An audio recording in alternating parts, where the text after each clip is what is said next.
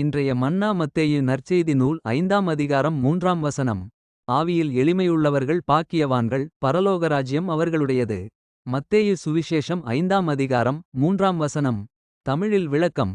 இவ்வசனம் இயேசு கிறிஸ்துவின் பிரசித்தியடைந்த பாரமுக அப்பொழுது சர்மன் ஆன் த மவுண்ட் உரையின் ஆரம்பமான பாக்கியவாக்கியங்கள் பியாட்டிச்சூட்ஸ் என்பதிலிருந்து ஒன்று.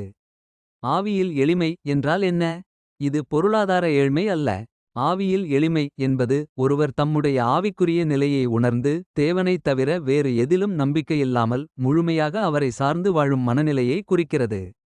தம்மில் பெருமை, தமக்குள்ளே நியாயம் இல்லை என்பதை உணர்ந்து தேவனுக்கே சார்பு கொடுக்கும் மனநிலையே ஆவியில் எளிமை.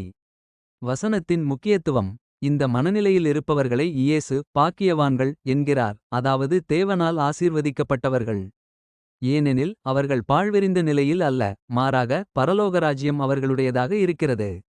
அதாவது தேவனுடைய ஆட்சி, ஆவிக்குரிய வாழ்வு, நித்திய வாழ்வு இவையெல்லாம் அவர்களுக்கு சொந்தமாகிறது. நடைமுறை பொருள். 1. நம்மில் என்னையும் போதுமானதாய் எண்ணாமல் தேவனையே முழுமையாக சார்ந்து வாழ வேண்டும். 2. தன்னை நியாயப்படுத்திக் கொள்ளாமல் தன்னை ஆவிக்குரிய ரீதியில் ஏழையென உணர்ந்து தேவனிடம் அடக்கமாக வாழ வேண்டும். 3.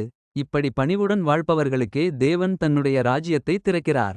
சுருக்கமாக, ஆவியில் எளிமை என்பது தேவனைத் தவிர வேறு எதிலும் நம்பிக்கையில்லாமல் பணிவுடன் வாழும் வாழ்க்கை.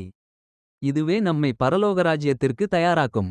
ஃப்ரெண்ட்ஸ், நாமும் பரலோக ராஜ் வாழ்விற்கு இயேசு கிறிஸ்து சொன்ன மாதிரி தயாராகும்போம். கர்த்தர் உங்களை ஆசீர்வதிப்பாராக. ஆமென்.